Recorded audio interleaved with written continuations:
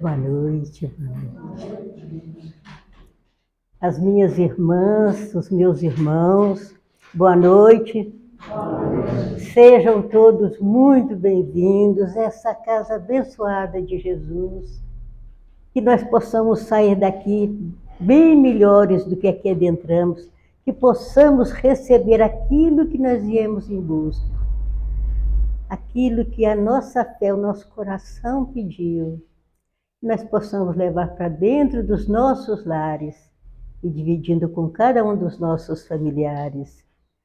Essa noite é noite, muita alegria, meus irmãos. Nossa querida irmã está aí, de volta. É uma irmã da casa, nosso lar, ela já pertence à família Nosso Lar. E nós vamos fazer uma prece, mas para deixar nossa irmã falar. Não olhe o relógio, porque eu tenho certeza que ela vai trazer tudo aquilo que nós precisamos, que ela sempre traz, né? Aquilo que nós precisamos. Então vamos, meus irmãos, neste momento, levar os nossos melhores pensamentos, os nossos melhores sentimentos até o alto. E vamos pedir a Deus e a Jesus que abençoe essa nossa humilde reunião dessa noite, que abençoe a todos nós. E em teu nome, Senhor, nós abrimos, pedimos permissão para abrir essa reunião, essa noite, que é a palavra da nossa irmã Simone, que vem de Barbacena, trazendo tanta coisa boa para cada um de nós. Jesus abençoe muito a nossa irmã, seus amigos espirituais que estão aí, as pessoas que ela trazem também, as amigas, Jesus que abençoe cada um. Então vamos com a nossa humilde prece, Senhor Jesus. Nós te agradecemos tanto, Senhor, por mais essa oportunidade que nos dá de estar aqui dentro, recebendo todos esses eflúvios que vêm do alto, toda essa vibração da parte espiritual, que desde mais cedo já preparou o ambiente, para que quando a gente adentrasse aqui, já recebêssemos aquela fortaleza, aquele sustento para que possamos continuar na nossa caminhada, aqui na face da terra, com força, com coragem, sempre com essa fé em Deus, em Jesus, com essa espiritualidade abençoada, que esses nossos irmãos da casa, esses benfeitores, os nossos amigos espirituais, que nós possamos fazer por onde merecer tantos benefícios, tanta ajuda que nós temos. Então, Senhor, muito grata por tudo que tem nos dado, por essa oportunidade santa e abençoada que nos dá quando adentramos dentro desta casa iluminada. Agradecemos pela presença amiga desses irmãos abençoados espirituais que estão aí nessa noite também, prontos para nos auxiliar, né? Os passes que daqui a pouco vêm. Então, Jesus, que na sua bondade infinita, no seu infinito amor, possa continuar nos abençoando, nos protegendo e reforçando a nossa caminhada. Assim seja, e em teu nome damos por aberto a nossa humilde reunião dessa noite, para aproveitar muito da nossa irmã Simone, que vem de Barbacena, todo mundo já conhece, ela já faz parte mesmo. A nossa irmã tem a sua palavra, o seu momento, o momento é seu, minha irmã. Obrigada. E fique à vontade. Obrigada, minha querida. Uma boa noite a todos. É sempre uma enorme alegria vir a essa casa. Realmente eu me sinto bem em casa. Uma coisinha. Já, então eu agradeço imensamente a acolhida e esse carinho que vocês têm conosco. Dentro dos nossos estudos que a gente faz, pessoais, um dos temas que sempre me chamava a atenção era este sobre a família. E a gente tem lá uma temporada imensa que a nossa professora Cristiane Beira, aqueles que se interessarem pelo assunto, ela virá em Barbacena. A graça de Deus, a nossa Semana Espírita em setembro, então são todos já convidados. É uma pessoa excepcional, que trabalha à luz da doutrina espírita, e mais especificamente as obras de Joana de Ângeles. Então o objetivo nosso é trabalhar em cima deste livro de Joana, Constelação Familiar. Porque quando a gente pensa na sociedade, e a gente vai observando as coisas como estão, a gente vê que está caminhando para um lado que a gente não está muito satisfeito. Acredito eu que vocês também não. E a gente vai se perguntando o que a gente pode fazer enquanto cidadão, enquanto cristão, enquanto uma pessoa do bem, querendo também ajudar na coletividade. E o objetivo do nosso estudo é justamente esse: pilares invisíveis. Quem que seriam estes pilares invisíveis? O que vocês acham? Os pilares invisíveis somos nós mesmos. Cada um de nós, dentro da nossa família. É o pai, é a mãe, é o irmão, é o avô, é o tio, é o sobrinho. Na coletividade é o vizinho, é o patrão, é aquele que trabalha contigo, é aquele amigo no trânsito que te fecha. Então, no todo, nós somos esses pilares invisíveis que juntos a gente vai constituindo a nossa sociedade, mas partindo de um ponto muito específico, que é a família. E afunilando ainda mais dentro dessa família, o que a gente vai poder refletir? A pergunta que fica é: quem sou eu na minha família? É em cima disso hoje que nós vamos conversar. Porque se eu não me situo bem na minha família, muito menos eu vou me situar na sociedade. E é muito disso que a gente tem visto hoje. Então, a gente hoje, ao longo de todo o nosso estudo, a gente vai refletir sobre essa necessidade de saber exatamente quem sou eu na minha família, para dessa forma atuar de forma correta e desta forma também com responsabilidade atuar na sociedade.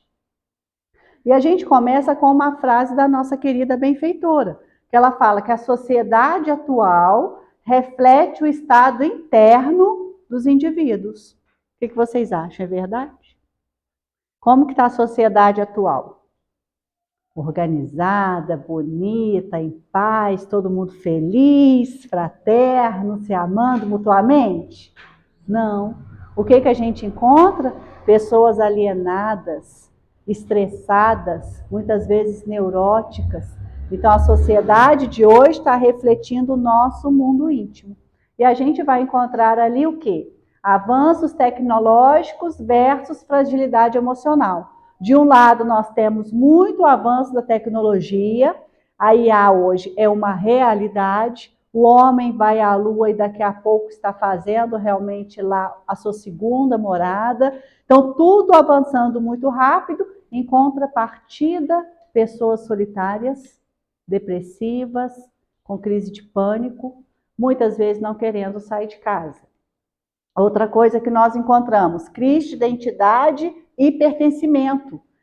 A gente tem essa necessidade já nossa, inata em nós todos, de pertencimento. Então, o que hoje nós buscamos? Pertencer a algum grupo. Quando eu não consigo me pertencer ao grupo que eu me vejo dentro da minha família, o que eu faço? Eu busco esse pertencimento na rua. E isso acontece com muitos jovens. Eles querem pertencer a algumas tribos. Mas que tribo? Se ele não se conhece, ele vai pertencer a qualquer tribo. Ele vai se matriculando em grupos que nada condizem com eles. Então, eles vão ali sem o real controle da sua situação, do autoconhecimento. Porque primeiro eu preciso saber o que eu gosto, como eu sou, as coisas que me chamam a atenção, o caminho que eu quero seguir. Aí, partindo desses princípios, eu vou exatamente ver a tribo que eu quero.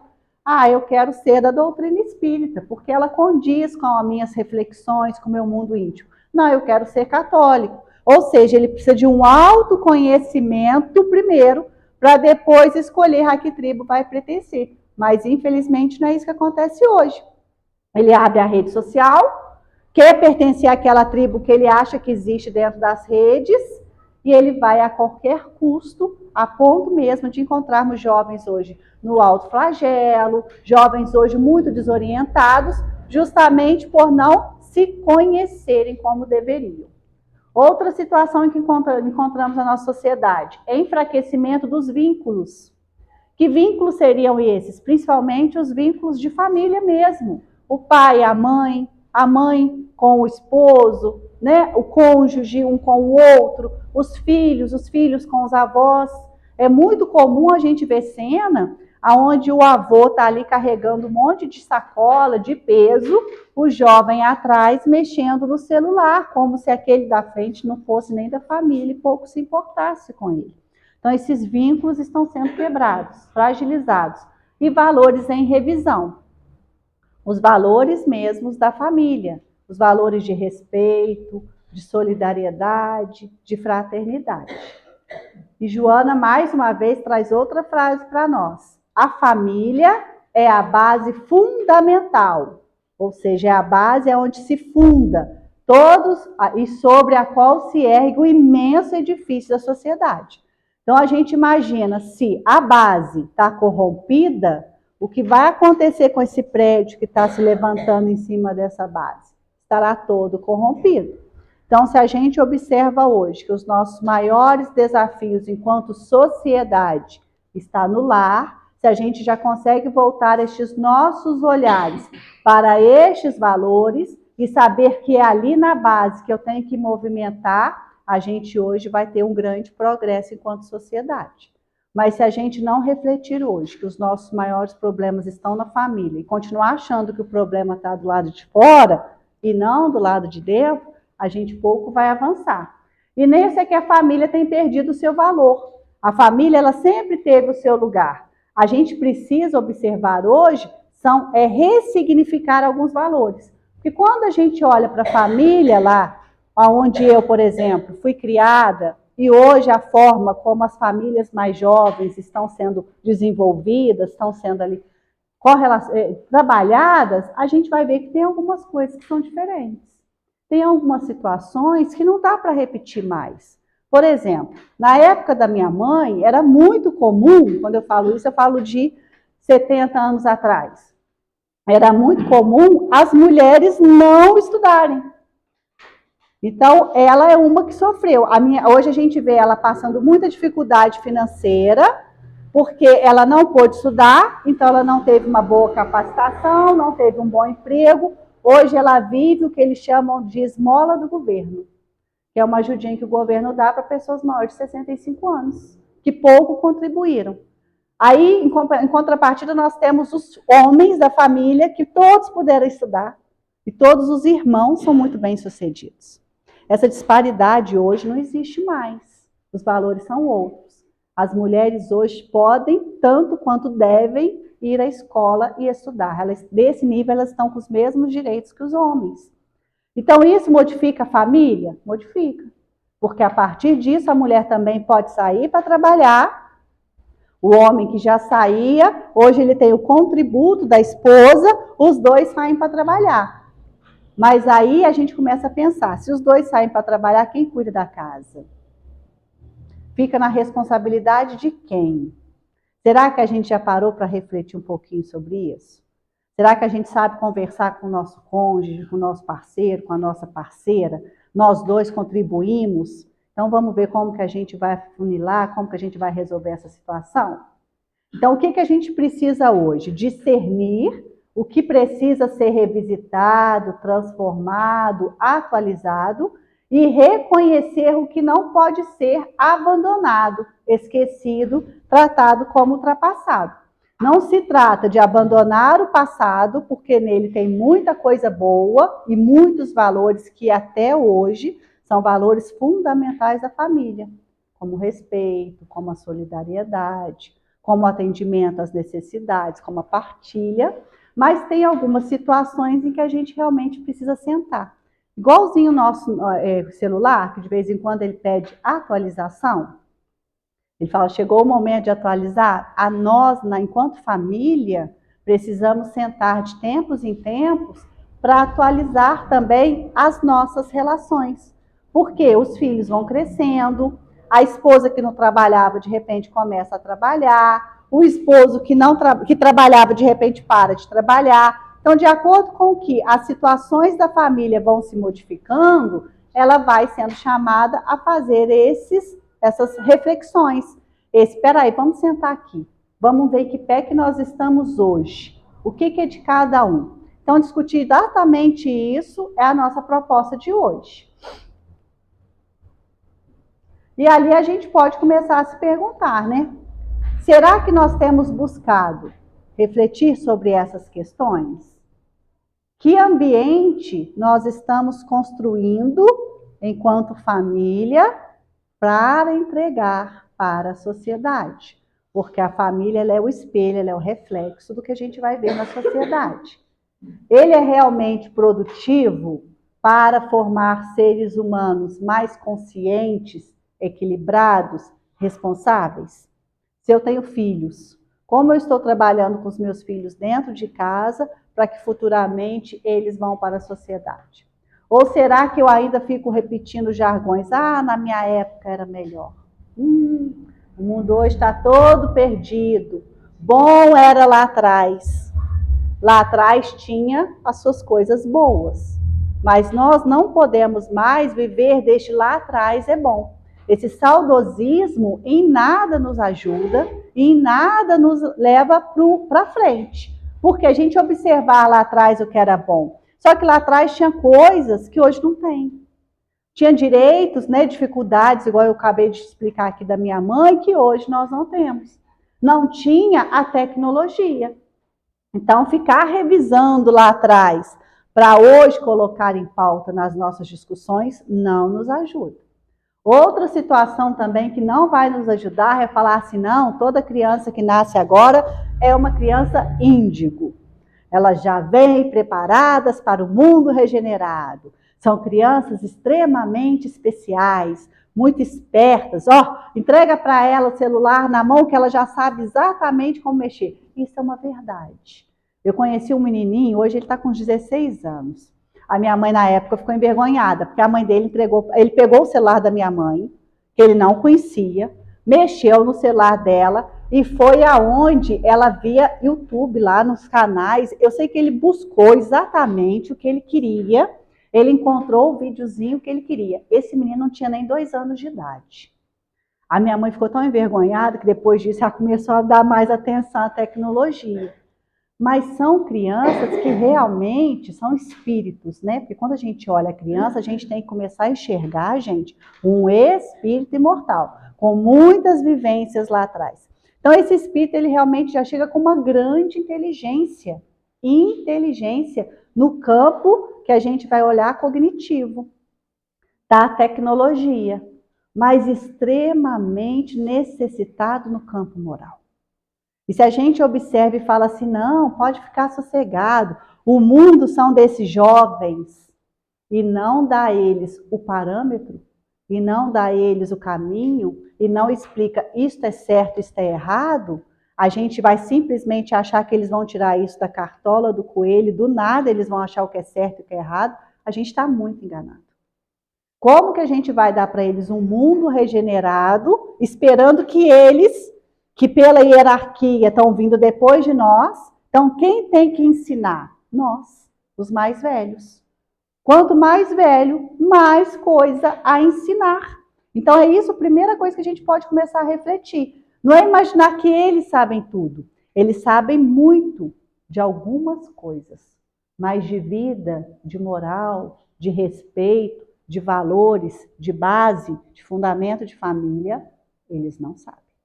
Eles precisam ser orientados. E por isso ela vai trazer nessa obra Constelação Familiar todas as orientações necessárias, o papel de cada um e estas orientações. E a autora Clarice Píncola, ela tem muitas obras interessantes, principalmente dentro da psicologia. Ela tem uma frase muito interessante que chama a nossa atenção. Ela fala, a sociedade é a família da família.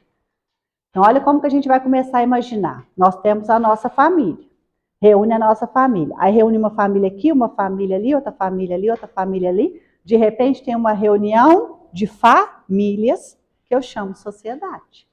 Se eu tiver isso em mente, o outro, o meu vizinho, a família do meu coleguinha é da minha família também.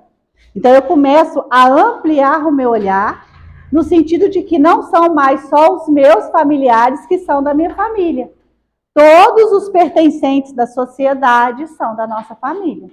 Então ela vai desenvolvendo esse olhar para nós, porque ela vai perguntar assim, quando nós olhamos para a sociedade e vemos quanta violência. E quando eu fiz esse estudo, estava na época daquele cachorrinho, orelha. Eles tinham maltratado o cachorrinho orelha e nas redes sociais estava se falando muito do cachorrinho. Um pouquinho mais à frente, veio o estupro coletivo das jovens por jovens. Aí a gente vai observando. Então, quando a gente olha as redes sociais, quando a gente olha as notícias na televisão, e a gente observa quanta violência e se assusta, é importante a gente refletir que tivemos um lar, um laboratório chamado família, que produziu essa violência, que permitiu que isso chegasse a ser do jeito que é. Quando a gente observa as pessoas extremamente egoístas, cuidando só do seu umbigo, e isso a gente vê muito nos jovens, eu vejo isso às vezes na minha casa, quando a gente, fazendo esse estudo, eu levei para minha casa algumas situações que eu falei assim, eu não posso lá na frente falar e chegar em casa e não praticar. Deixa eu ver como é que vai ficar isso aqui dentro da minha casa. E quando eu fui vendo, a gente vê um egoísmo muito grande. Primeiro que o egoísmo já é nosso. Enquanto ser humano, na nossa evolução, a gente já sabe que a gente vem de um primarismo, a gente vem realmente do egoísmo. Porque era necessário que a gente não vivia tanto em sociedade. Só que a partir do momento que a gente vai evoluindo, nós temos que começar a abrir este nosso olhar para o outro, a mudar as nossas lentes, senão não tem evolução. E na minha casa não foi diferente. Eu fui distribuir as tarefas de casa, a minha filha pegou, eu limpo o meu quarto, eu lavo o meu banheiro, sempre o meu. Isso é muito, a gente tem que observar isso muito, porque se a gente observa hoje na sociedade movimentos de pessoas muito egoístas, cuidando só de si, é porque teve um lar, uma família, um laboratório que também permitiu que esse sentimento fosse trabalhado. Aonde nós estamos falhando, ou o que nós precisamos melhorar, aonde precisamos mexer, é o que nós precisamos conversar. Mas primeiro a gente tem que estar aberto a observar o que está acontecendo na minha família. Mas com olhos, como Jesus nos ensinou, de ver, de realmente observar. O que está acontecendo aqui? Avançando um pouquinho mais, a gente vai ver na questão 765 de O Livro dos Espíritos, quando Kardec, muito sabiamente, pergunta qual seria para a sociedade o resultado do relaxamento dos laços de família. Vamos imaginar que hoje, com tanta tecnologia, robôs, eu quero conviver com alguém. Eu arrumo um robô, eu arrumo um bonequinho lá, os bebê reborn, que foi uma febre na época. Eu resolvo não conviver com o outro, com as suas dificuldades, com as suas diferenças, e resolvo simplesmente me comunicar. E existe muita série já trabalhando sobre isso, com o virtual. Vamos supor que a gente já imagine que já com tanta tecnologia não seja mais necessário o casamento, a família é uma coisa ultrapassada, a gente por si só se basta. Aí o que os espíritos respondem? Eles não falam isso é assim, isso é assado.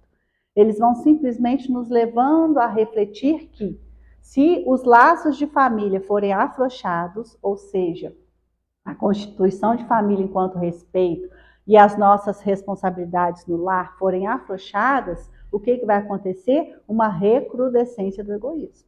Ou seja, nós vamos voltar, caminhar para trás, ao invés de evoluirmos.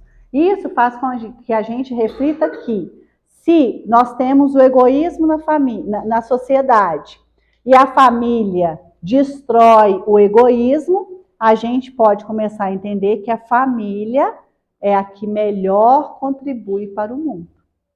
Então, se eu quero um mundo melhor, aonde hoje eu preciso investir com todas as minhas forças? Na família. Se eu quero ser uma pessoa melhor, aonde hoje eu devo investir todas as minhas fichas e meu tempo? Na família. Porque é justamente na família que estão as pessoas que eu mais necessito para o meu aprendizado. E a gente sabe, Madre Teresa fala, né? Se você está buscando a paz no mundo, volte e cuide da sua família. Ou seja, a gente às vezes quer fazer coisas muito grandes para o mundo, mas sem observar que primeiro nós estamos exatamente no lugar que nós estamos. Sábado eu refleti sobre isso 3 vezes. Eu abri um livro de Joana de Ângeles que chama Vida Feliz. Aí ela fala, se você busca muitas mudanças, pare com isso. Primeiro, cuide de onde você está. Você está no lugar certo, com as pessoas certas, com as pessoas que necessitam. Aí à noite eu fui para a casa espírita, fomos estudar o Evangelho, não é o minucioso do Evangelho, a gente caiu no capítulo Mateus 6:10, se eu não me engano, que a gente está estudando o Pai Nosso. Aí ele fala, vinde a vós o vosso reino, seja feita a tua vontade, assim na terra como no céu. E o texto que a gente refletiu em cima era de Emmanuel, onde ele falava que a gente só vai edificar o reino dos céus na terra quando nós trabalharmos em família. Quando a gente entender que o outro da minha família é meu irmão e precisa realmente da minha atenção, e ali eu burilar também as minhas más tendências. Aí um pouquinho mais à frente a gente vai refletir mais uma vez sobre o mesmo assunto. Então a gente vai vendo que hoje a gente tem que começar a entender que eu estou no melhor lugar que eu estou. Hoje eu vi uma amiga minha na academia falando assim, a minha filha casou tem 3 anos. O marido é excelente, só que tem um probleminha. Trabalhador, honesto, educado, largou um emprego muito promissor fora do Brasil para justamente ficar aonde? Perto da família dele. Esse era o problema da moça, porque ele vivia para a família. Olha como que a gente está com os valores errados. É lógico que ela deve ficar chateada, porque ele mora mais perto da família dele do que da família dela, mora em outra cidade. Mas não seria uma questão de conversar? Vamos aqui, né, de ver o que pode me ajudar, eu preciso visitar mais minha família, quais os feriados que a gente pode visitar mais. Mas olha como que a gente está vendo defeito aonde não é defeito. Entendeu? Ele não me satisfez, está fazendo só a vontade dele, mas ela sabia que ele era assim, tanto que ela sabia que ele largou um emprego muito promissor de ganhar dólares mesmo, porque ele não conseguiu ficar longe da família. Hoje ele tem um negócio que ele atua com o pai, com a mãe, quer dizer, um rapaz de família. Isso virou defeito. Aí eu fiquei refletindo sobre isso e falei assim, como que a gente realmente está com os valores muito trocados, muito bagunçados. Então, Joana justamente nos traz isso. A família é a base da sociedade e um dos princípios fundamentais aonde a gente pode trabalhar o quê? A alteridade. O que é alteridade? É a capacidade de colocar no lugar do outro, de perceber o outro como pessoa singular, subjetiva, como um indivíduo, com a sua individualidade. É na família, gente, que a gente vai muitas vezes acordar muito cedo ou passar a noite em clara cuidando de alguém. Mas também é na família que alguém vai passar, quando eu precisar, a noite inteira em claro cuidando de mim. Então é na família que a gente consegue ter essas trocas. Eu não consigo tudo, porque eu tenho que dar um pouquinho para ele. E dentro da família a gente começa a ter esse olhar. Tá lá um prato de comida maravilhoso. Se eu pego os melhores pedaços, eu não vou deixar para o outro, porque vai vir depois. E se a pessoa não desenvolve isso na família, o que vai acontecer? A família vai ser o reflexo na sociedade. Na sociedade, ela vai simplesmente olhar somente para o umbigo dela, para as coisas que lhe fazem falta, somente para ela. Então, é na família que a gente começa a desenvolver esse olhar para o outro. E como que a gente vai desenvolver esse olhar para o outro? Aí agora que entra o meu estudo, que é justamente o que eu vim falar que a gente tem que fazer. Os espíritos vão falar para nós que nós precisamos elencar de forma muito saudável papéis de cada um, de cada membro dentro da família. Nós temos vários papéis dentro da família. Nós temos a mãe, o pai, o filho. Tem família que mora com o avô, tem família que mora com o sobrinho, tem família que mora com o tio. Por exemplo, na minha casa moram eu, minha filha e meu irmão. Então, dentro deste contexto, cada um de nós tem um contexto familiar específico. Dentro deste contexto, a gente vai desempenhar papéis diferentes. Dentro desses papéis, nós também vamos ter necessidades. Temos as nossas necessidades físicas, que é a alimentação, é o nosso autocuidado, é a nossa preservação, a necessidade cognitiva de aprendizado, que a família tem que ajudar a fornecer. Temos as necessidades financeiras, ou seja, tem que começar, desde pequeno, todo mundo ali participando, observando de onde vem o dinheiro, quem é o responsável para trazer o dinheiro, como que a gente vai fazer estes gastos. E temos também as nossas necessidades emocionais, que precisam ser atendidas, principalmente dentro da família. E também nós teremos as responsabilidades. Essas responsabilidades são relativas, porque vai depender do papel de cada um. Elas são proporcionais, porque também vai depender da idade de cada membro, negociáveis e também tem aquelas intransferíveis. Então, hoje, o nosso papel maior seria esse, ir para a nossa casa e colocar esse quadro para todo mundo. Quais são os nossos papéis? Porque a gente pode desenvolver mais de um, a gente vai refletir sobre isso. Quais são as necessidades de cada um e quais são as responsabilidades de cada um. Com alteridade, todos terão responsabilidades. Mas o que a gente faz hoje? Muitas vezes, temos alguém dentro dessa casa sobrecarregado, exausto, fazendo quase todas as atividades. Um outro ajudando de uma certa forma e alguns nos seus quartos, mexendo na sua vida, nos seus celulares, vivendo no seu mundo, dentro da sua bolha. E isso vai gerando exclusão. E a exclusão não ensina responsabilidade. A alteridade é justamente trazer para o meio da família todas as pessoas, todos os integrantes. Dessa forma, todos nós vamos participar de alguma forma. Então, nós temos que ter tarefas para todos os membros da família. Todos têm que ter suas responsabilidades, todos têm que ter suas necessidades atendidas. Não cabe a uma criança, por exemplo, de 7 anos de idade, cuidar de uma criança de 5. Mas muitas vezes a gente vê isso. Fica ali com seu irmão, ó. Dá uma olhadinha ali no seu irmão. Isso não é papel da criança. Aí o irmão cai. Tá vendo? A culpa é sua, não olhou direito. Aos traumas. Vai observando isso e vai olhando a nossa vida já de adulto, como que hoje isso lá atrás influenciou. Colocando responsabilidades nas mãos que não são devidas, a gente vai criando nessa pessoa uma sobrecarga emocional muito grande. Então, desenvolver os papéis de cada um é fundamental. Se eu tenho ali, por exemplo, uma coisa assim, é um pensamento muito delicado, por isso que a gente tem que refletir, e estudar, e ler, e se aprofundar, e cada vez mais trazer isso para o debate. Se eu tenho um menino de 15 anos de idade, e tenho um irmãozinho lá de 6 anos, um temporão, que chegou, ele não dá altura na pia, ele precisa lavar a mão. O irmão de 15 anos está passando pelo banheiro, está vendo. Ele pode pegar o irmãozinho, suspender e lavar as mãos? Pode, isso é ajuda, né, minha querida? Isso é ajuda, mas não é obrigação. Então, qual que seria a obrigação desses jovens na nossa casa para que eles não sejam excluídos e são ali participativos? A gente pode buscar na internet lá, o que um jovem de tanta idade tem que fazer.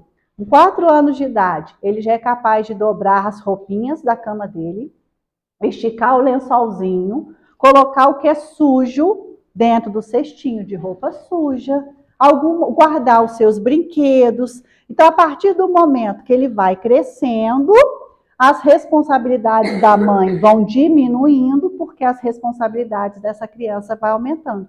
Mas tem que ser proporcional à idade. E muitas vezes hoje a gente vê os pais colocando os filhos para cuidarem dos irmãos. Se for uma necessidade, gente, é outro patamar.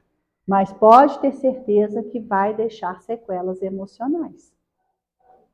Então, se a gente avançar um pouquinho mais, o que a gente vai encontrar? O exemplo ideal aqui. Como que deveria ser para nós? Aqui eu peço licença que eu vou precisar ler mesmo. Por exemplo, a mãe atenta às necessidades físicas do bem-estar, ou seja, alimentação, a higiene da casa, a limpeza física dos filhos, organiza a alimentação, cuida da saúde e observa o bem-estar diário. Suas responsabilidades são relativas de acordo com a idade e circunstâncias familiares. Então, ali eu tenho o papel desenvolvido, tenho o papel de mãe, tenho as necessidades que ela vai atender na casa e tenho as responsabilidades dela. Aí a gente vai para o papel de pai. Quem vai desempenhar esse papel de pai? Às vezes é o avô. O que a gente tem que ter na cabeça, gente, é que tem que ter alguém que vá desempenhar o papel de mãe e tem que ter alguém que vá desempenhar nessa família o papel de pai. Ah, mas vamos supor que eu conheço um caso assim. A mãe da criança faleceu e o pai está na cadeia. Quem cuida da família hoje, das duas meninas? A avó. Quem vai desempenhar o papel de mãe? A avó. Quem vai desempenhar o papel de avó? A avó. Então, ela vai desempenhar o papel de mãe e avó. Ela vai ter que lutar? Vai. Ela vai ter que lutar, mas vai conseguir. Quem vai desempenhar o papel de pai? O avô. Ele pode ser só avô dessas meninas? Se ele for só avô, quem é o pai? É diferente os papéis. É isso que ela traz nesse livro de forma muito interessante para nós. Porque se a gente trocar os papéis, a gente faz uma bagunça tão grande dentro da cabeça dessas pessoas. Agora, lógico que cada família é uma constituição específica. Dentro dessa sua constituição é que você tem que observar qual o papel que você tem. No caso ali, a gente colocou uma família de pai, mãe e os filhos. Aí nós temos ali as responsabilidades e as necessidades do pai. Dedica-se especialmente, não só, mas especialmente às necessidades cognitivas, acompanhando a vida escolar dos filhos, estimulando diálogos, valores e desenvolvimento intelectual. Suas responsabilidades são proporcionais, ajustadas ao tempo disponível, porque ele trabalha fora, a capacidade e a parceria com a mãe. Então, ali eu tenho a figura de pai e ele tem também desenvolvido as suas necessidades e as suas responsabilidades. Vamos colocar, como a gente está trabalhando no papel de família, todos, incluídos os filhos. Por sua vez, participam das necessidades financeiras da família. Mas como assim, se eles não trabalham? Aí ele está falando, não como provedores, mas aprendendo desde cedo o valor do dinheiro. Apagar uma lâmpada quando sair do cômodo, não deixar a torneira acesa, não ficar cantando músicas no chuveiro e por aí vai. Do cuidado com os recursos e da colaboração. Suas responsabilidades são negociáveis, ajustadas o quê? À idade. Ajuda em pequenas tarefas, cuida dos próprios materiais e respeita os combinados do lar. Isso seria o ideal. Tá? Então, aí seria assim, é nisso que a gente tem que trabalhar, é assim que a gente tem que ver. Dentro das nossas necessidades, a gente tem a pirâmide de Maslow, e ali a gente vai ver bem bonitinho quais são as necessidades. A parte de baixo é o que a gente tem mais necessidade. De acordo com o que a gente vai subindo, essas necessidades vão diminuindo. Só que, infelizmente, também é outro erro nosso. A gente coloca como as necessidades básicas e primárias tudo que é material, então a gente investe muito tempo no que é material e no autoconhecimento, no espiritual, está lá em cima, aquele topinho lá pequenininho, a gente investe pouco tempo, pouca energia, pouco dinheiro, tudo lá. O certo seria a gente inverter esse valor, principalmente quando se trata de autoconhecimento. A gente tem que buscar as coisas materiais, mas sem deixar de lado jamais as coisas espirituais. Então, buscando nesse conteúdo, o que a gente pode entender também? No convívio com a família, nós aprendemos que nós não somos os centros, nós não somos a única pessoa naquela família. Então, se eu estou preparando lá, por exemplo, eu quero dormir, o outro precisa... Não, eu quero ouvir música, isso acontecia muito quando eu era jovem. Eu queria estudar, minha irmã queria ouvir música. A casa era um chalezinho assim, dava briga? Com certeza. Discussão, pancadaria? Com certeza.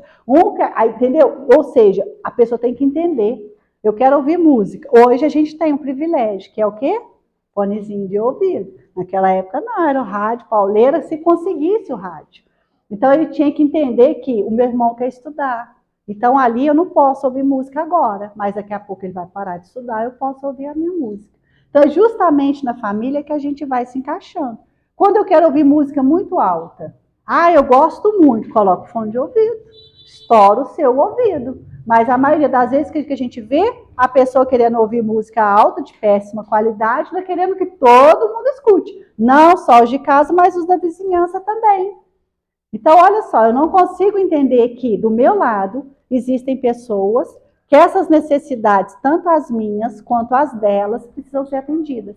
Se eu quero que as minhas necessidades sejam atendidas, chegar em casa, ter uma casa limpa, uma comidinha gostosa me esperando, a roupa limpinha, eu também tenho que observar que o outro também tem a sua necessidade.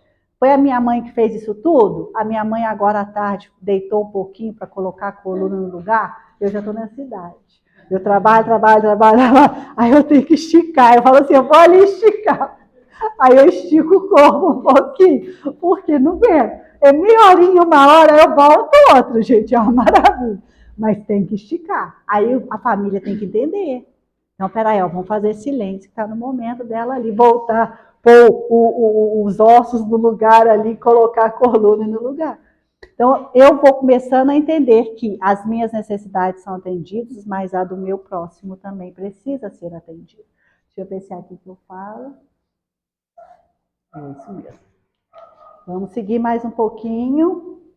Agora vem um textinho de Joana muito bonito. No livro Autodescobrimento, uma busca interior, no capítulo 3, ela fala o seguinte para nós. A responsabilidade que resulta do amadurecimento psicológico e que é adquirida pela vivência das experiências humanas, harmoniza o dever com a compreensão, olha que interessante, das necessidades dos outros, conciliando o cumprimento das atividades com as circunstâncias nas quais se apresentam. Quem assim age responsavelmente torna-se pessoa ponte. Olha que observação. Ao invés de assumir a postura de pessoa obstáculo, gerando dificuldades e perturbações. Conhecem pessoas obstáculo? Você está querendo fazer um negócio, está ali te atrapalhando. Você está querendo resolver um problema no trabalho, aquela pessoa toda hora vem dar uma bola fora. Dá uma opinião errada, não participa, marca uma reunião, não chega na hora, resolve alguma coisa, ela é contra. Pessoa obstáculo. Agora, o que a pessoa que conhece a sua responsabilidade desde o lar? Quem conhece a sua responsabilidade, conhece o seu papel. Isso é muito importante que ela vai refletir com a gente. Se eu sei o meu papel, eu não vou ficar me intrometendo na vida do outro. Eu não vou precisar que o outro venha resolver problemas que são meus. Olha que interessante. Então, a pessoa que conhece a sua responsabilidade, que parte o quê? De um amadurecimento psicológico, então ela é construída, devagarinho você vai assumindo cada vez um pouquinho mais de responsabilidade, pela vivência e pelas experiências humanas. Essas experiências, muitas das vezes, são vividas dentro da família, harmoniza o dever com a compreensão necessária das necessidades dos outros. Então, ela harmoniza o que ela deve fazer, porque ela tem responsabilidade, com a necessidade do outro. Marcamos uma reunião, 4 horas da tarde. Todo mundo vai chegar 4 horas. Porque se ele já sabe da sua responsabilidade, ele não se atrasa, ele sabe o tempo que gasta para se arrumar, e ele sabe que a obrigação dele é estar lá o quê? 4 horas da tarde, porque foi marcado, ele aceitou o horário, e 4 horas da tarde, se ele chegar pontual, ele não vai fazer ninguém ficar esperando por ele. Isso é um exemplo simplesinho, mas podemos passar para muitos outros exemplos. Se eu sei o que me cabe, eu não vou deixar para que o outro venha fazer isso por mim. E, infelizmente, hoje, se a gente não tiver esse cuidado, a gente vai deixando o outro resolver situações que são nossas, questões e problemas que são nossos, sobrecarregando muitas pessoas. A mamãe fez o almoço, que delícia, todo mundo sentou e almoçou. De repente, todo mundo levantou e foi tirar sua sonequinha da tarde. Deixou a bagunça ali para a mamãe. Cadê a responsabilidade de cada um? Todo mundo tem que participar. Quando todo mundo participa, eu vou para um emprego. Vou trabalhar no meio do coletivo. Vou para a sociedade. Chego lá. Eu estou com a minha mesa bagunçada, organizo a minha mesa. Vou sair, quando eu volto, a minha mesa continua organizada, porque os outros também entenderam isso. Vamos fazer uma faxina coletiva. Todo mundo vem para ajudar? Se eu souber dentro da minha casa ajudar, eu vou ajudar na faxina coletiva. Agora, se eu não souber em casa, eu for aquele príncipe, meu reizinho, pode deitar, amor, que a mamãe faz tudo para você. Quando é pequenininho, gente, é muito bonito. Você dá conta de carregar a mochila dele, você dá conta de carregar a vida dele. Só que com o tempo ele vai tendo a vida própria. E você não vai dar conta de carregar a sua vida e a vida dele. Você não vai dar conta de carregar a sua mochila e a mochila dele. Então, desde pequenininho, a gente já tem que educar essa criança. Eu gosto muito dos vídeos asiáticos. Eles mostram aquela criancinha, não sei se vocês já viram, põe lá para escovar o dente, põe a escadinha, a criança vai, aí ela aperta o negocinho, sai o sabão, aí tem o negocinho que a água escorre já para dar altura da mãozinha dela, ela mesma limpa a boquinha, ela mesma põe a roupa, ela mesma já começa a comer sozinha desde muito pequeno. As escolas no Japão são muito interessantes. Nas crianças muito pequenas, eles não ficam preocupadas com a alfabetização como a gente fica. Eles ficam preocupados com valores. Sujou, limpa. Bagunçou, arruma. Então eles ficam, abriu, fecha. Acendeu, apaga. Eles ficam muito preocupados em colocar nas crianças esses valores, que elas vão levar para a sociedade depois. Com 8 anos, eles introduzem a alfabetização. Ela já está madura o suficiente ali. É um pulo, no instantinho eles aprendem. Agora a gente não. A gente fica muito preocupado em ensinar a criança a ler. Eu já tive amigas que colocou como enfeite da sala do quarto do filho dela o alfabeto, a frisa numérica. O menino tinha uma sala de aula dentro do quarto. Depois que ela foi estudando, que ela falou assim, eu acabei com a vida do meu filho lá pequenininho. E é verdade. Tudo tem o seu tempo. Então, se ele tem hoje que aprender a primeiro, gente, a cuidar do corpinho dele. Ele tem que aprender a primeiro observar, trocar de roupa, ver onde coloca essa roupa. Então, são coisas que a mãe, com muita paciência, que é um investimento, imagina uma poupancinha que você vai colocando ali. Não vai ter retorno financeiro, não. Viu, gente?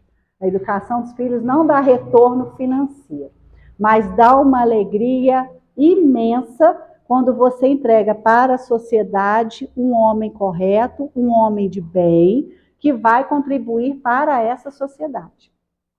Desenvolver os papéis é tão importante porque se eu tenho o papel de pai e o papel de mãe, olha que interessante isso lá no nosso futuro. Isso é um outro estudo, mas já dá para a gente sentir o gostinho da importância. O materno em nós, por que a figura da mãe é muito importante? Porque a mãe é aquela que cuida, que dá carinho, que dá aconchego, que abraça. Se o menininho cai e machuca, ele grita, ô mãe, porque ele sabe que é a que cuida. Já o pai, a figura do paterno, que muitas vezes vai ser desenvolvida pelo pai, mas pode ser por um avô, por um tio, pela pessoa da família. Alguém tem que desenvolver esse papel, é aquele que vai falar assim, sai dessa cama agora, está na hora de você levantar e ir para o mundo, já dormiu demais. Está cansada aí? Não, pode sair dessa cama. Quando a gente vê a mãe, a criança correr, a mãe é aquela que abraça. O pai é aquele que pega a criança e joga para cima, não é assim que a gente vê? O menino vem correr, ele joga o menino lá em cima. O pai, essa figura paterna, é aquele que joga para o mundo, que fala, vai que você dá conta, vai que você é capaz. Quando a gente cresce, a gente é pai e mãe da gente mesmo. Olha que lindo. Se eu tiver um bom exemplo de maternidade, eu vou ser um ser humano que sabe cuidar primeiro de mim, tenho as minhas necessidades atendidas, depois eu vou ser aquele profissional que a gente encontra muito nos hospitais, nossa, que médico afetuoso, que professor carinhoso, que pessoa cuidadosa, que cantineira amigável. Pode ter certeza, ela teve um materno, um exemplo de maternidade maravilhoso. Agora, quem vai ser o meu paterno? Ai, não quero trabalhar hoje não. Ai, que preguiça. Aí, eu sendo pai de mim mesma, vou falar assim, já dormiu demais, tá na hora, se você não providenciar o seu, ninguém vai providenciar. Vambora, aí bagunça que tá a sua casa. Você vai ser o pai de você mesmo.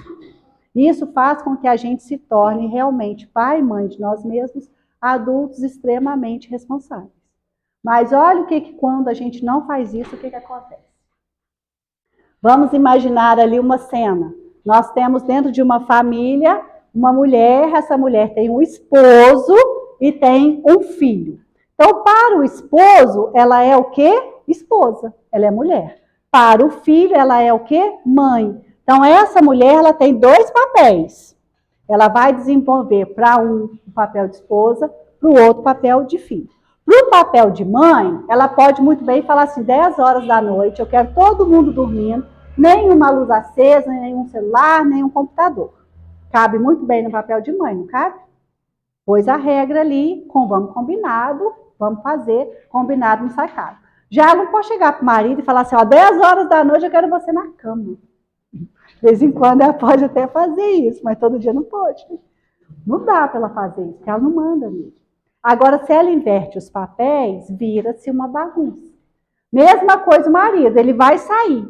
Está na hora dele trabalhar. Ele já perdeu a hora, porque ele não sabe, não tem domínio sobre o relógio, ele é totalmente desregulado. Acordou atrasado, já está ali pondo a casa toda apavorada, porque ele está atrasado. Ele vai lá no armário, o armário impecável, que ela cuidou com todo carinho, lavou, passou, cheirosinho. Ele quer a última blusa da pilha, aí o que ele faz? Puxa. Ele é incapaz de fazer isso, pegar a blusa e voltar com a pilha. Aí ele puxa a última. Aí faz aquela bagunça. Aí ele vira para a mulher e fala assim, ô amorzinho, tô com pressa, tô atrasado, perdi a hora de novo, fiz uma baguncinha lá no quarto, mas eu sei que você vai resolver para mim. Ela que também não está bem resolvida, o que ela vai falar assim, ô amor, vai com Deus. Ela pode até estar doida para ele sair mesmo, mas ela, vai com Deus, meu querido. Pode ficar tranquilo, eu vou arrumar isso para você. Ela pode até fazer isso no início do casamento, gente, mas quando vê os filhos, ela surta. E esse homem, será que ele não é adulto o suficiente para limpar a sujeira que ele faz? E uma sujeirinha pequena, uma bagunça, que ele dá conta, como adulto, teria que dar conta de resolver? Essa mulher, se não tiver emocionalmente resolvida, ela vai começar a entender assim, nossa, ele precisa muito de mim. Nossa, que legal, viu? Ele não faz nada sem mim. Ai, coitado. Se ele não faz nada sem você, ele não está te vendo como esposa. Ele está te vendo como mãe. Ele não se vê como adulto, ele se vê como filho e só trocou as mulheres, o lugar ali de cada uma. Mais uma vez, tudo envolvido. Aí a mulher, com o tempo, vai ficando nervosa. Aí vem o filho. Aí o que acontece? O filho vai vendo aquela situação. O que o filho faz? Bravo, xinga quem? A mãe. Xinga quem? O pai. Tá vendo, pai? O senhor está abusando da minha mãe. Olha a inversão de papéis. O filho chamando a atenção do pai, trocando os papéis. Porque o pai está sendo criança, o filho ocupando um papel também que não é dele. E isso, gente, vai causando um transtorno enorme na nossa família. Mais uma vez a gente volta a falar, precisamos olhar quem sou eu na minha família, quais os papéis que eu tenho que ocupar. Isso me fez refletir muito na minha casa. Eu tenho uma filha de 30 anos. O que eu tenho que fazer para essa menina, gente? Fala para fora. Eu acho. Vai, menina, vai fazer o seu rumo, pelo amor de Deus. Ela está quase, mas ainda não saiu. Porque não tem mais nada para fazer, gente. Não tem mais nada para ensinar. O que tinha já está solidificado. Então, quanto mais jovem for a criança, mais coisas. Isso a gente pode trazer futuramente, se vocês quiserem, quando a gente vai trabalhando o materno e o paterno, como que a gente lida desde pequenininho, construindo esse ser humano maravilhoso que a gente quer entregar para a sociedade. Moro com meu irmão. Eu posso chegar para o meu irmão e falar assim, o almoço está pronto, vem comer agora. Não, eu simplesmente faço a minha parte. Qual que é a minha parte? Se eu cuido da casa e eu cuido da alimentação, eu faço o almoço. E falo assim, gente, o almoço está pronto. Aí vira tipo uma república mesmo. Porque são 3 adultos. Temos algumas responsabilidades definidas, mas eu entendi isso. Quer comer? Come. Ah, encontrou a pia bagunçada? Não. Encontrou limpinha? Então deixa limpinha. São os nossos combinados. Posso comer que hora que você quiser. mas vai deixar do jeito que você encontrou. Aí eu custei a pôr na cabeça deles, que é igual uma república. Mais ou menos eu ajudo em algumas coisas, mas eles têm que deixar do jeito que encontrou. Aí fica assim, mas esse papel toalha podia estar ali. Eu falei, não, porque eu que faço a comida, o papel toalha tem que ficar aqui. Então tem algumas regras também, porque sou eu que estou à frente. Mas isso a gente tem que sentar e conversar. Aí eu fui dividindo as tarefas, eu vi que eu fazia quase tudo. E a minha surpresa, gente, é que eles custaram a se mobilizar, a ver que eles precisavam fazer alguma coisa. As tarefas de casa era todo dia aspirar, tem aspirador. Ninguém pegou. Aí eu vou tirar pó da casa. Ninguém pegou. Aí eu deixei lá as tarefas para eles pegarem. Aí um pegou limpar o meu banheiro, o meu quarto, pelo menos já é alguma coisa, já dividir um banheiro a menos. Mas você pensa assim, não, eu vou fazer isso para todo mundo. Nós, enquanto pessoas, infelizmente, estamos desenvolvendo isso em nós. Vou cuidar do meu, cada um que cuide do seu. Isso não pode acontecer. A gente tem que começar cada vez mais a entender que nós somos o todo. Aí quando eles falam, fazem alguma reclamação, eu falo assim, não moro aqui sozinha, não. Eu moro com outras pessoas, todo mundo tem que colaborar. Mas eles tiveram muita dificuldade em pegar atividades. Que eles acham, olha que interessante, que se ficarem nos seus quartos, eles já estão ajudando. Olha a mentalidade das pessoas. E nossos filhos, muitas vezes, devem pensar isso também. Eu fico aqui no meu quartinho quietinho, estou de boa, estou ajudando, não estou atrapalhando em nada. Então, essas inversões de valores, deixa eu correr ao tempo lá. A Paula que não pode. Eu fico batendo papo. Olha o que nós vemos na sociedade hoje. Filho que assume papel de pai e mãe. Se houver necessidade, tudo bem. Eu tive que começar a trabalhar muito cedo. Meu pai adoeceu. Eu sou exatamente fruto dessa distorção de papéis de família. O que acontece quando você assume papéis muito cedo com responsabilidades que não lhe cabem? Você não tem as suas necessidades atendidas. Você vai ser sempre aquela pessoa disposta a ajudar o outro, nisso está muito bom, mas você não sabe dizer não, você vai viver sobrecarregado, vai carregar peso que não te cabe, obrigações que não são suas. Então, quando o filho resolve assumir o papel de pai e mãe, por ausência de um e de outro, isso vai causar uma distorção muito grande na família, sendo responsável ou emocional ou financeiramente pela família. Crianças como confidentes emocionais dos adultos. Tá vendo seu pai? Seu pai não me dá sossego. Seu pai faz isso. Não é com o filho que você tem que falar do pai dele, não. Quer desabafar? Desabafa com um igual a você. Quem é igual a você? A mãe, a irmã, a tia, a terapeuta, a amiga. Filho é menor que você. Tem que ter hierarquia. Avós exercendo função parental principal, sem necessidade real. No caso que eu contei, os pais não estão presentes. Os avós têm que fazer o papel de pais? Com certeza. Mas tem muito avô que não confia no filho que criou, fala assim, não, você não está sabendo educar essa criança direito. Se ele não está sabendo, você também não soube, porque um é filho do pai do outro. Então, não é papel seu mais. Você tem que olhar o seu papel de avô. Para a sua nora, você é sogra. Então, você tem que entender, opa, aqui eu sou quem nesse papel aqui agora? Coloque-se no seu papel e faça o que o seu papel te pede para fazer. Pais competindo com os filhos. A mulher muitas vezes está ali envolvida com a maternidade, o filho precisando de muito cuidado, porque são filhos pequenos, e o homem emburrado, porque não está tendo a atenção da mulher. Ou vice-versa. Ou a mulher muito dependente do marido, como se ele fosse obrigado a fazê-la feliz. Homem não tem que fazer mulher feliz, mulher não tem que fazer homem feliz. A nossa felicidade é nossa. É um material nosso, exclusivamente nosso. Somente nós podemos nos fazer felizes. Não espera que... A minha irmã custou entender isso. Um dia ela comprou uma orquídea, ela falou assim, era doida para ganhar uma orquídea, nunca ganhei, fui lá e comprei. Eu falei, até que enfim. Ela ficou esperando. Ela queria, mas ela já é mãe dela mesma, então ela já pode se agradar, então ela já tem dinheiro suficiente para ela comprar uma orquídea e se presentear. Então não precisa ficar esperando o outro. Você já é adulto o suficiente para ter as suas necessidades atendidas. O outro não tem que atender às suas necessidades.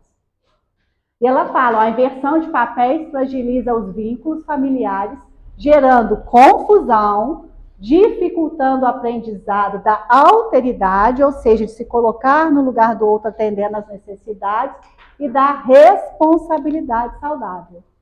A constelação sistêmica, isso é muito interessante, gente, que visa organizar a dinâmica dos relacionamentos, devolve a cada membro o lugar que lhe cabe, ou seja, retirando dele o peso assumido indevidamente, seja por ignorância, por conflito ou por necessidade. Olhem a última frase. Cada tragédia familiar descansa sobre uma transgressão das leis que regem o sistema. Bert Helling, ele é o criador de um sistema que chama constelação familiar, constelação sistêmica, igual o livro de Joana de Ângeles. E lá ele trabalha 3 leis de amores que a gente vai falar um pouquinho à frente. Ele fala que quando essas leis são quebradas, a gente tem ali as pessoas assumindo papéis que não são delas, desenvolvendo depois na sociedade muitos problemas e gerando ali uma tragédia emocional muito grande nessa pessoa. São aqueles adultos que não sabem o seu lugar. São aquelas pessoas que querem ajudar todo mundo. Está sempre se envolvendo no problema dos outros, mas dela mesmo nunca se cuida. O financeiro dela está um horror, porque ela sai emprestando dinheiro para todo mundo. O físico dela está um caco, porque ela sai atendendo às necessidades dos outros. E nós temos que ter as nossas necessidades atendidas primeiro para poder atender às necessidades do outro. Isso não é egoísmo, gente. É assim, o egoísmo é só para mim. Quando a gente fala das nossas necessidades atendidas, sou eu também. Eu lembro quando eu tive a minha filha, eu comprava uma roupinha para ela, uma roupinha para mim. A minha colega só comprava para a filha. Aí eu falei assim, mas você não se veste, não? A minha filha cresceu sabendo que ela tinha, eu tinha. Nós temos, lógico, se ela tivesse mais necessidade, ela ia primeiro. Mas as duas juntas. Tem mãe que vive só para o filho, se anula. Tem pai, a mesma coisa, que vive só para a família, se anula, trabalha muito, adoece. Então ele fala dessas 3 leis que são muito importantes. Lei de hierarquia. Hierarquia todo mundo sabe. Quem vem antes tem mais direito, tem mais vez, tem mais valor. A pessoa mais velha da família é a que mais pode falar. A mais nova, mais boca fechada. E a gente vê o contrário. Mais velho sendo colocado para escanteio, mais novo dando palpite no que ele ainda nem viveu. Lei de pertencimento. Todos nós temos que pertencer na casa. Então, todos nós temos que ter tarefas, mesmo que seja jogar o lixo lá fora na lixeira. Coisa simples do dia a dia, mas todos têm que pertencer, ele tem que se sentir parte daquela família. E se ele não fizer aquela coisa, ninguém vai fazer, é função dele, para ele se sentir também importante. Na lei de hierarquia, é muito interessante que a gente vai observando exatamente isso. Quem tem mais, dá mais. Quando eu tenho muita briga com os meus pais, é porque eu não sei observar o meu lugar. Tem muita gente, muito adulto, que fica ainda brigando com o pai lá de trás. E Bert Helling fala, enquanto você fica vendo defeito no seu pai, na sua mãe, ele não fez isso, não fez aquilo, você está cuidando de um assunto que não é seu, porque você esqueceu que ele deu o melhor que ele podia dar, dentro da educação e do entendimento que ele tinha, e parando, deixando de olhar para frente, que é o que te interessa, que é a sua vida. Na lei de pertencimento, o filho faz uma opção diferente do pai, uma opção sexual, uma opção de trabalho, uma opção de faculdade, o pai vai lá e fala assim, você não é mais meu filho. Isso gera um grande conflito, porque mesmo que você queira cortar algum membro da sua família, na constelação familiar, ele nunca é cortado. Então, isso gera muito transtorno. E a principal, a lei de equilíbrio. O que é a lei de equilíbrio? Todo mundo trabalhando junto. Esposo e esposa, um ganha mais que o outro, financeiramente, mas o outro trabalha em casa, ajudando, apoiando. Então, o equilíbrio está ali. Não é questão financeira, quem que é mais importante, o que ganha mais, o que ganha menos. O que a gente tem que entender dentro do equilíbrio é que um tem que dar, o outro tem que receber, mas junto. Sabe aquele namorado que só ele dá presente? A namorada só recebe? Falta equilíbrio. Se dentro de casa o homem, ele chega todo pomposo e fala assim, quem banca essa casa aqui sou eu, vocês não são nada sem mim, está faltando equilíbrio. Quando não tem equilíbrio, gera o quê? Desarmonia.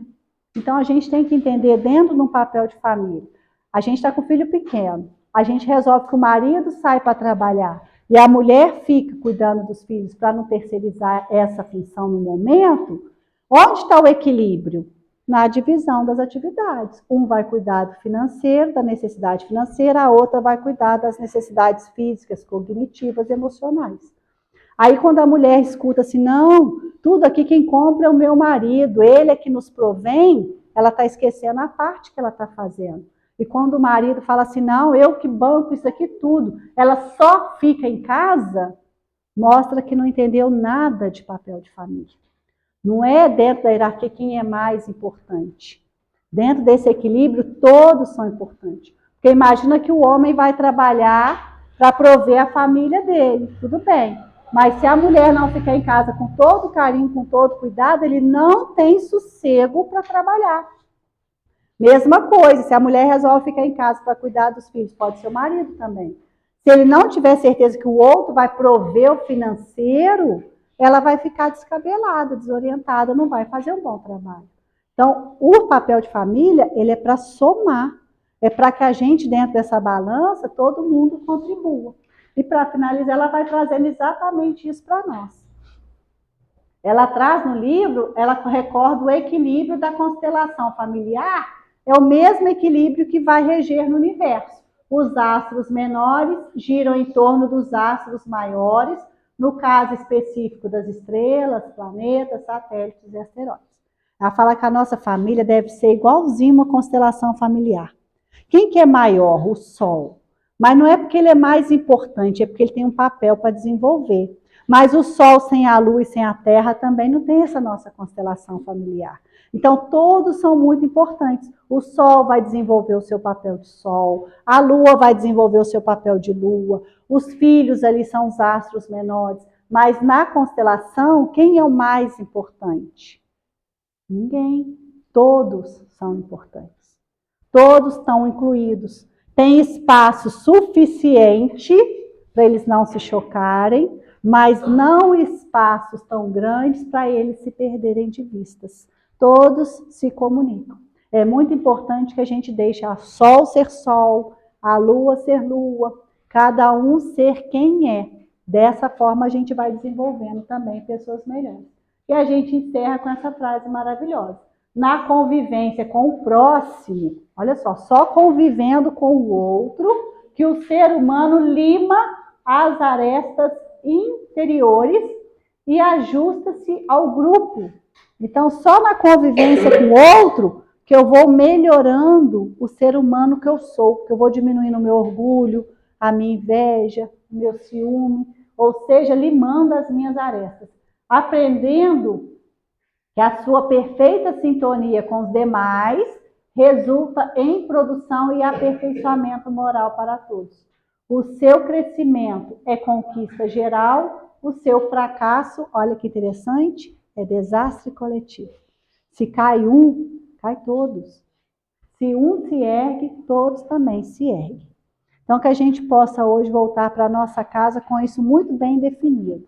Quais são os meus papéis? Dentro da minha família, quais são as responsabilidades e as necessidades? Fazer esse quadro mesmo, chamar a família para conversar e começar a incluir todos participando de alguma forma. E com certeza nós vamos ter futuramente um mundo melhor, que é o que a gente trabalha, é o que a gente espera.